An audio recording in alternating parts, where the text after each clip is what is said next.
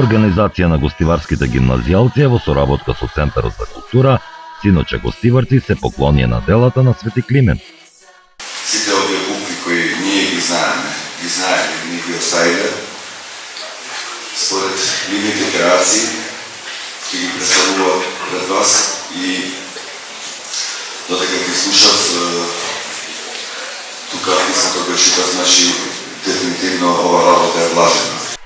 Дар од браќата Свети Кирил и Методи е просветителот Свети Климент Охридски, кој бил верен и посветен ученик на браќата кои ја создали кирилицата.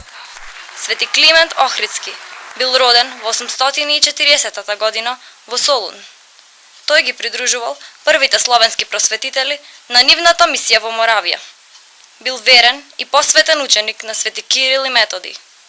Откако бил протеран од Моравија, од страна на германците, тој своето засолниште го нашол во најубавиот македонски град. Градот кој бил желен за некој кој го знае писмото. И градот кој му ги отворил широм своите порти. Во Охрид. Свети Климент Охридски ни го оставил немочното оружје – писменоста. Со тоа што ни подари писменост, Свети Климент Охридски ни ја подари слободата да твориме и да се изразуваме на мајчин јазик и можноста да се вивнеме во култура и во уметност и да ги достигнеме сите останати развиени народи.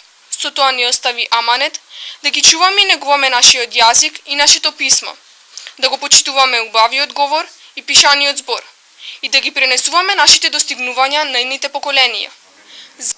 Со одлука на владата на Република Македонија, денот 8 декември е прогласен за државен празник и истиот се прославува од 2007 година.